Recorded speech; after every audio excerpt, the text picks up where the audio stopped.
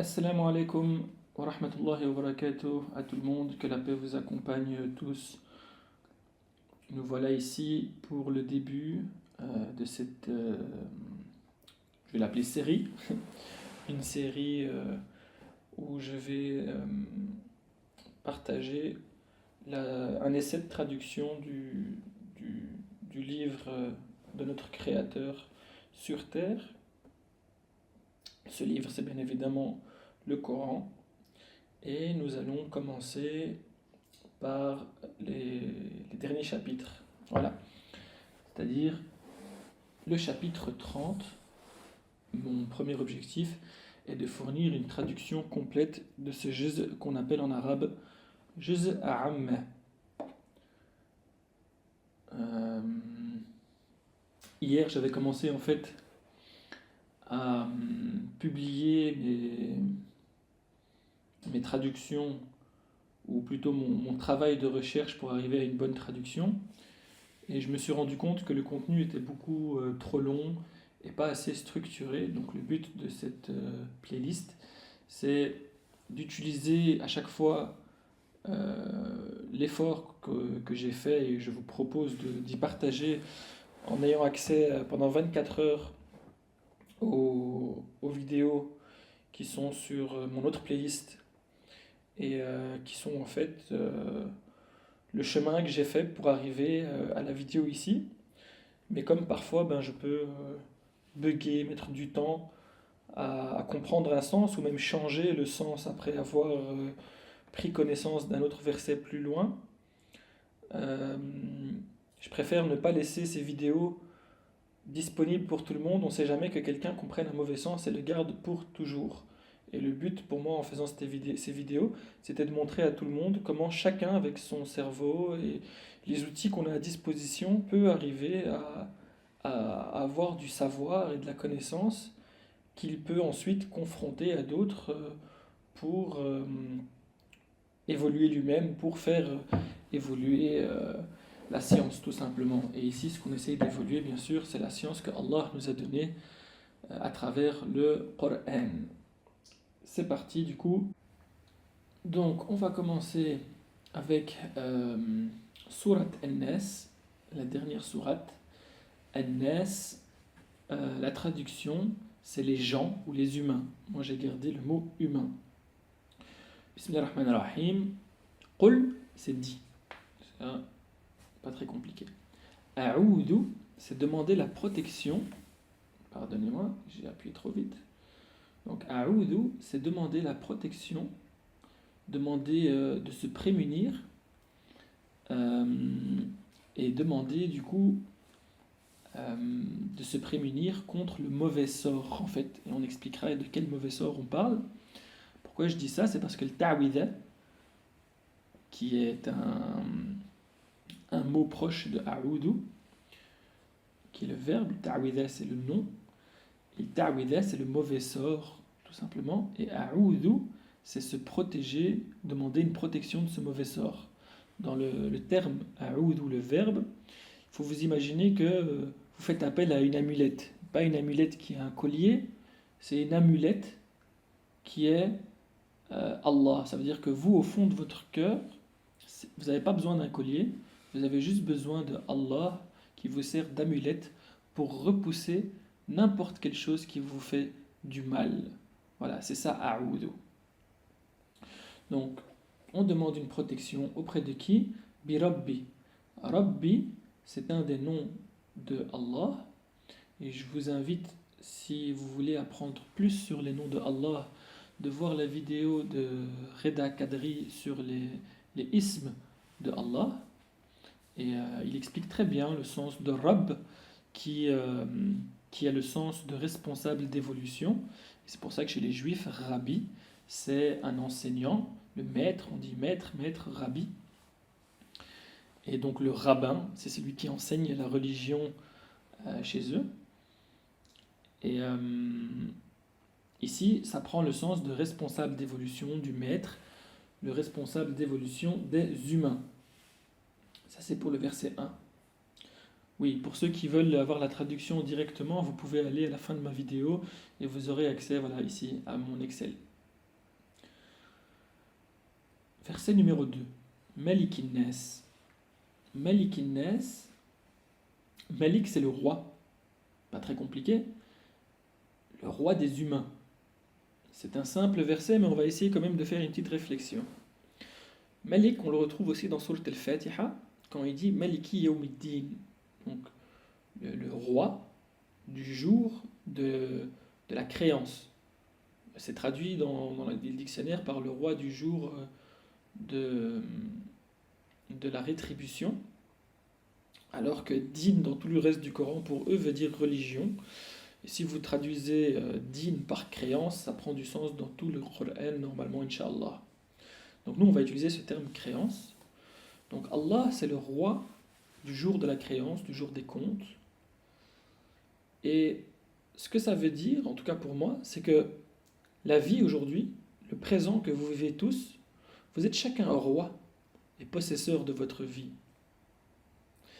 Et en étant roi, c'est à vous de décider si vous voulez être roi ici en voulant être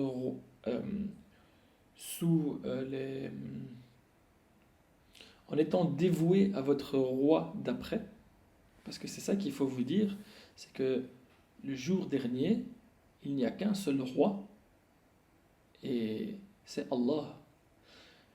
Donc,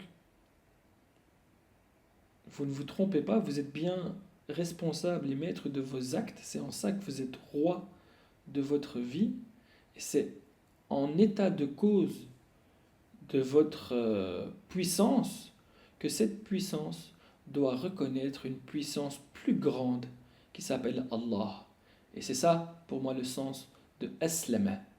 Voilà, je vous le dis, j'ai des frissons dans tout mon corps, subhanallah. Verset numéro 3. Ilahin Nas.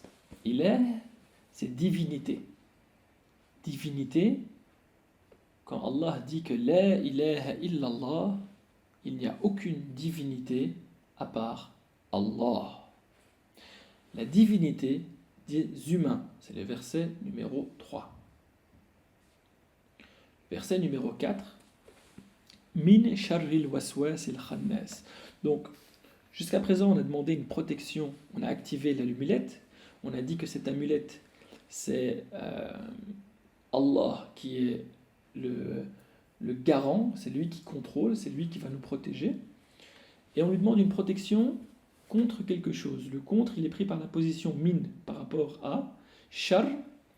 Shar, c'est le mal, le vice, le plus vil, parfois même la pire des choses.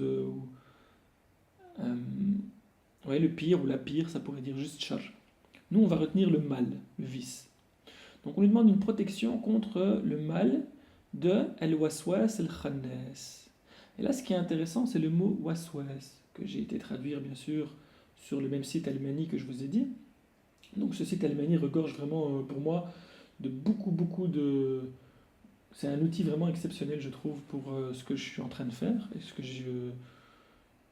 je vous partage. Donc d'un côté, on a le Coran ici, où on peut appuyer sur chaque mot pour chercher l'origine, voir le tafsir, qu'est-ce que ça raconte, la traduction.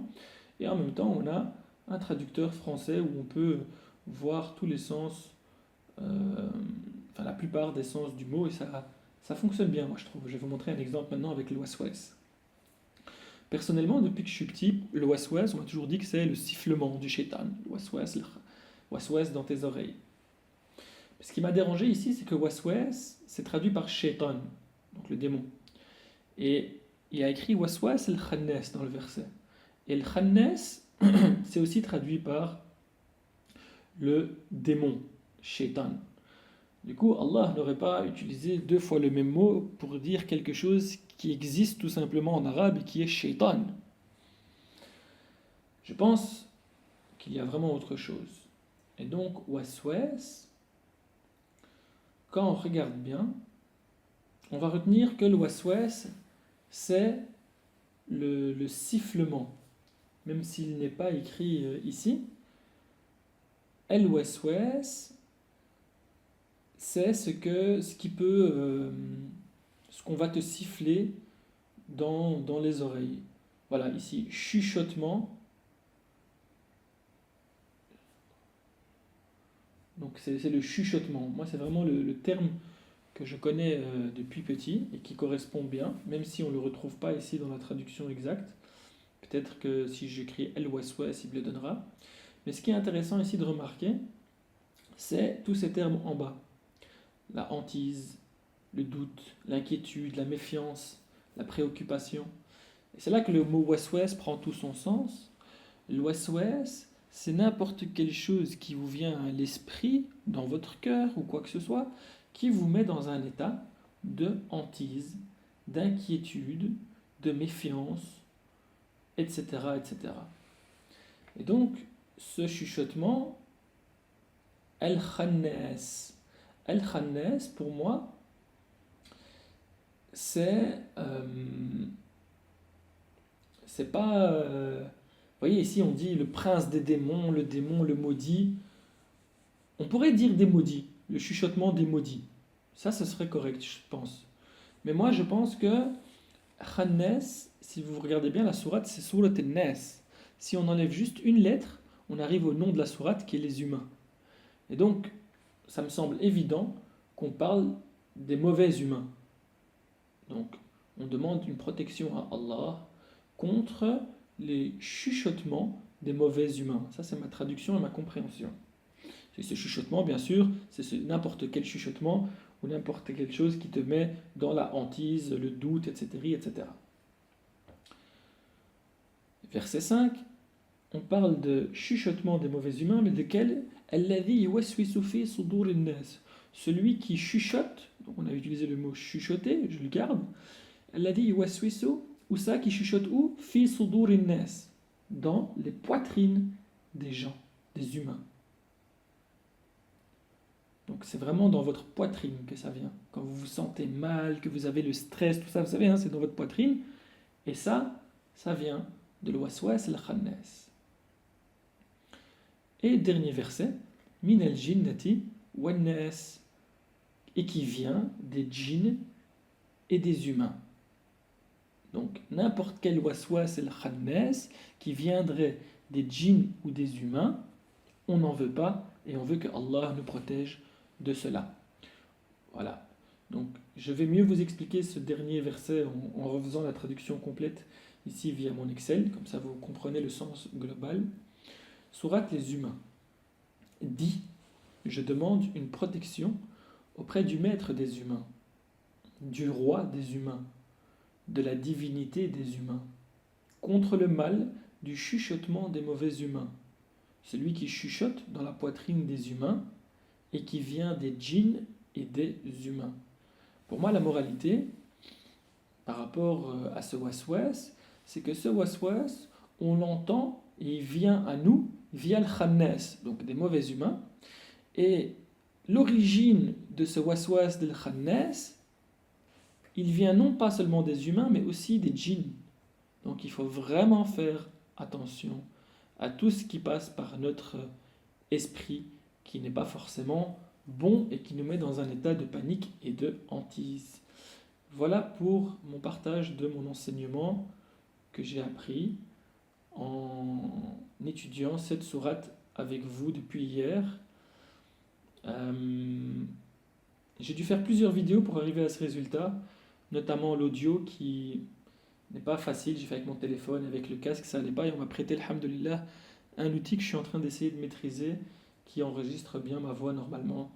Inch'Allah, le but, ça va être d'évoluer, de mettre du bon contenu sur cette chaîne, non pas pour être célèbre, mais pour que que Allah veut qu'ils trouvent mon chemin, ma route, qui est celle que j'ai décidé de lui donner. Donc ma route, c'est de trouver Allah, et quoi de mieux pour le trouver que de comprendre avec tous les outils que j'ai à disposition son livre saint, sa preuve évidente sur terre.